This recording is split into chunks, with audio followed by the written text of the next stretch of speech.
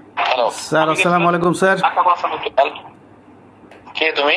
Sir আমি major Mansur sir. তোমাকে আমি গতকালকে ফোন দিছি না, তুমি রিং ব্যাক করো নাই কেন? স্যার আমি আজকে এখন খেয়াল করলাম, আমি তো এটা আমি খেয়াল করি নাই স্যার। এখন খেয়াল করছো কেন? তোমাকে গতকালকে আমি রিং দিয়েছি, went to pick up the phone. তুমি স্যার ফোন করছে? আমি তো স্যার গতকালে খেয়াল করি নাই স্যার, আমি গতকালে ঘুমায় গেছিলাম। তুমি কোন করছে এটা বলো, তুমি স্যার খেয়াল করো না কেন? কোথায় ঘুমিয়ে গেছিলে তুমি? স্যার আমি গতকালকে একটু অসুস্থ ছিলাম বলে আমি শুয়ে পড়ছিলাম স্যার। হ্যাঁ, তারপরে then why did you call me in the morning? আমি স্যার এটা খেয়াল করি নাই যে আপনার কল আসছে, আমি খেয়াল পুরোটা করতে তোমরা পারিনি খেয়াল স্যার। করবে না। স্যার তোমরা রিক্রুটিং অফিসার তো, সেই জন্য তোমরা খেয়াল করো না, বিকজ তোমাদের পোতা বড় হয়ে গেছে।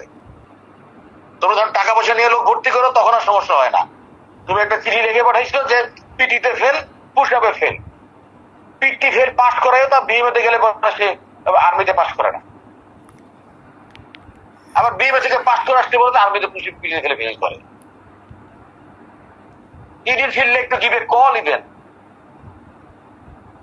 It's so fun না কান। তুমি কোন করছে? Sir 31 sir. তো তোমার এত ফান্নাই হয়ে গেছে তোমাদের। সকল লোক ভর্তি করে পয়সা খেয়ে, আমরা জানি না এত পয়সা, আমি সারাদিন দেখি তোমার টাকা পয়সা খেয়ে তোমাদের লোকজন ভর্তি হয়। একমাত্র মিলিটারিতে টাকা খেয়ে লোক ভর্তি হয়। That's why I have told to me that day. And you don't hesitate to give me a call even once I give you the call. And this is a government phone allotted to you.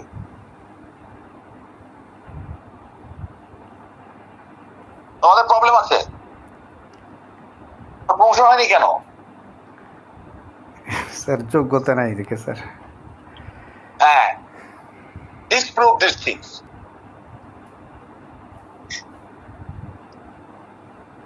তোমাদের মতো অফিসে রিক্রুটমেন্টে রাখা উচিত কিনা দেখা doubt.